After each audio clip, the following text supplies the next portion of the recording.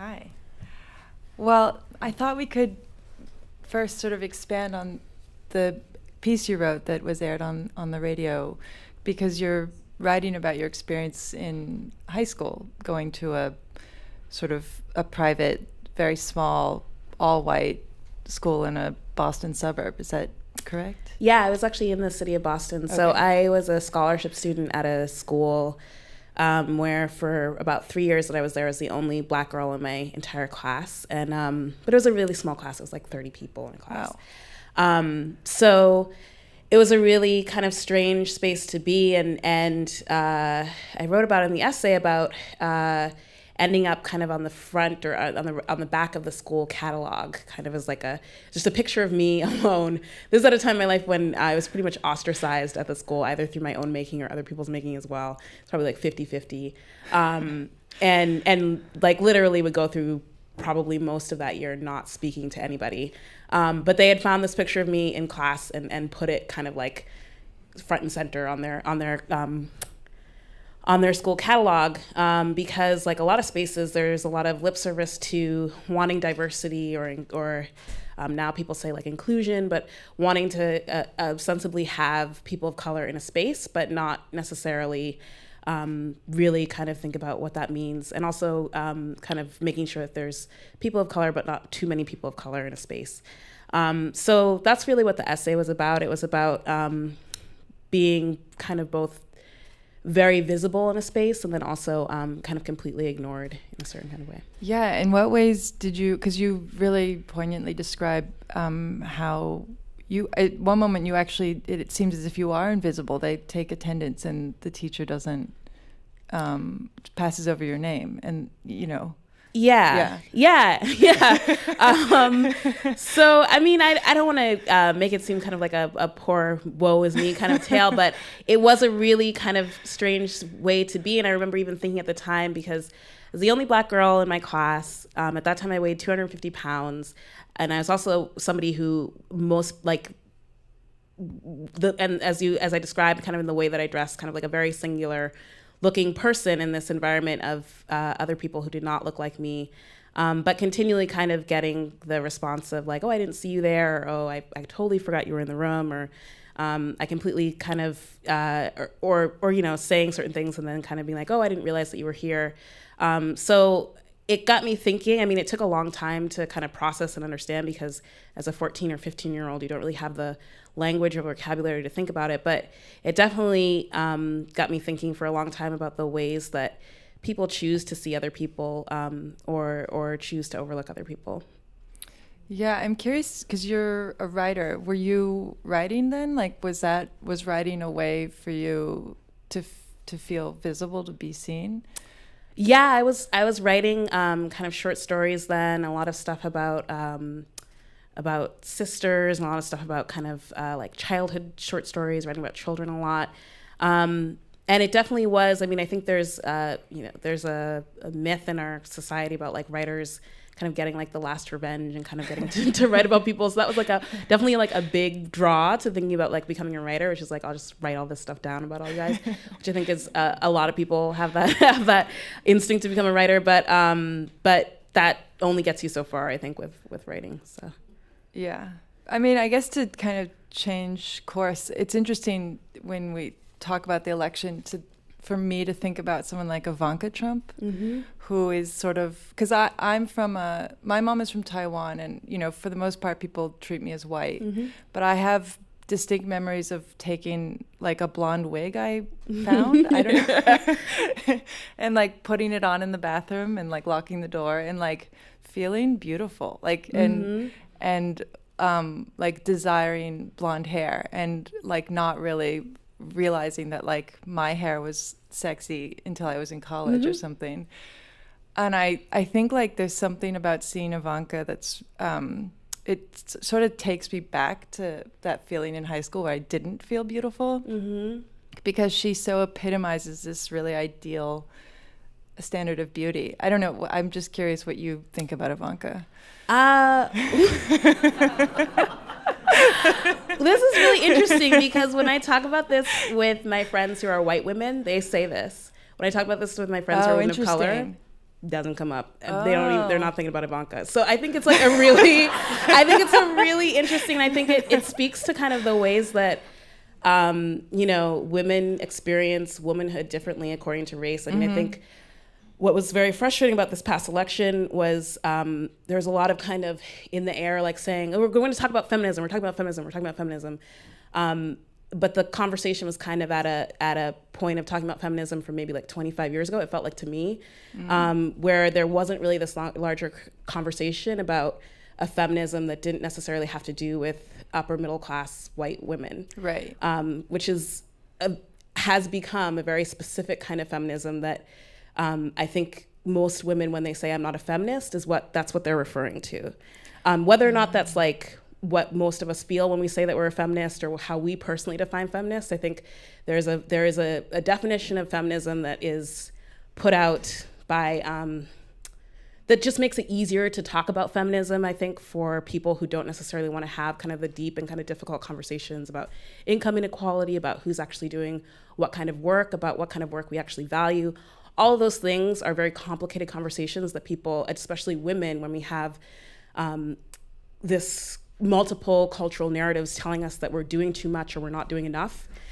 When you start bringing into it who's actually taking care of who, and who's getting paid for taking care of who, all of the walls come up. And so it's much easier to talk about this feminism that's about, making sure that women get into law school than it is about talking about this feminism that is like, should your care for your grandmother get a fair wage? So I think there's a lot kind of going on around this. And I think to your Ivanka question,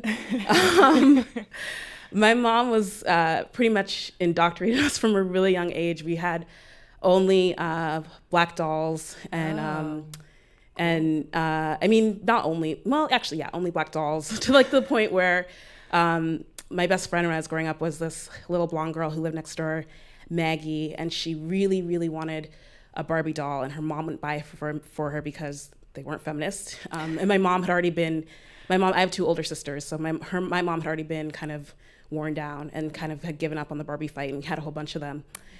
And so Maggie would come over and play with our dolls, and she kept asking her mother and asking her mother. Finally, her mother brought her a Barbie doll for Christmas, and she opened the box and she started crying, and she said, "This one isn't right because it's not brown." And she like had to give it back. She was like, "This is not a Barbie. Barbies are brown." So we managed to indoctrinate this one girl, but because of that, because my mother was very kind of intentional around those things, around beauty and skin color and race, and told me basically every single day, your skin is this dark and it's actually a gift and it's a really treasured thing, and you have to take care of it and you have to lotion it every day, and kind of made it into this whole thing. It didn't even really register to me that dark skin is considered bad until, I knew that as like a historical fact. I didn't realize it was like still a thing in 2016 until probably like, I don't know, like 5 years, like embarrassingly late in the game. And I was like, oh, that's why that happened for whatever. So yeah. Well, bravo to your mother. That's great. What would you say, though? I guess I'm curious.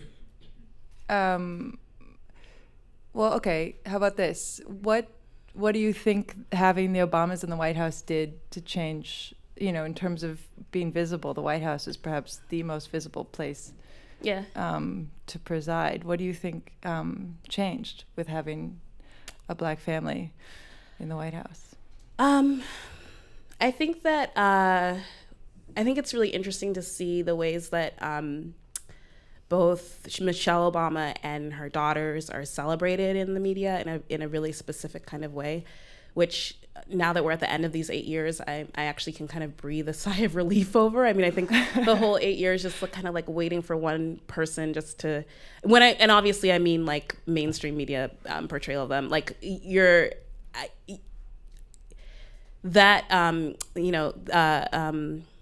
they were talking earlier about the presidency as a role, and so so much of that position really is playing a really specific role, and it's a role that I just don't know how they did it. I'm still kind of in awe of how they were able to play that role to perfection for 8 years and not break or crack or make a mistake kind of anywhere. I can't stress enough. I don't think any of us sitting in this room could play that role that beautifully. And so in that way, I think there's kind of a really twisty lesson to learn there from how to get ahead. And then I think also to know that you can play that role to perfection. And there's no amount of good you can be that can change some people's minds. Like, I think there's oftentimes when we're talking about race relations, especially with Black people, it's like, well, why can't you just act like a little bit nicer, or just do like this one thing, or just do this thing one way? And, we have an example of someone who played a role to perfection and is still dragged down. And so I think that's something to keep in mind as we move forward and think about how we exist in spaces as we move forward. Right. It's like I remember I had a boss tell me I should smile more. And I even though I'd heard that and like read about it, like when it happens to you, you're like, what? Yeah. It's interesting too that, right, like Michelle really is playing an ideal. Like she cannot break face ever.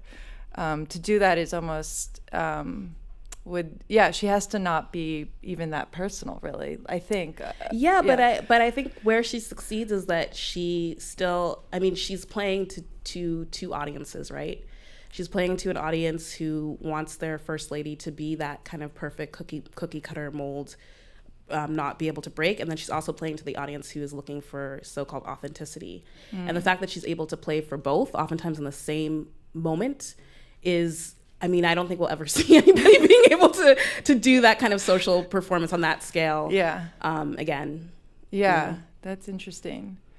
Right, and also just the way, I guess now we're just getting into Michelle, but I find her fascinating. But like, she really approached the White House like a little skeptically, and like, sure that someone wanted her to stumble, and was really, and not excited about it the way Nancy Reagan totally was excited about it. Right. And not like Hillary, who was kind of just like, okay, like here is where my seat is at the table, but maybe this will change. Like, I feel like I ran into someone who worked in the White House, and I was like, will she ever run? Like, could she ever run? No, don't do that like, to her. No. She doesn't want to do that. Yeah, exactly. But that's an interesting... She's done enough for this country. Like, we don't need to drag her into this mess of whatever, like... Yeah. But it's interesting. So do you feel protective of her in a way? I do in terms of, I think I feel protective over her right for self-determination. And I think she is smart enough to know that, that as we were saying before, the presidency is a role, which means that once you assume that role, you oftentimes are making decisions that are completely in contradiction with what you personally would possibly want to do. And I think she is smart enough to realize that about that role. And I think she's also savvy enough to recognize the limits of that role in terms of sometimes getting change done. Cool. Well, I think we are out of time, but thank you. Thanks.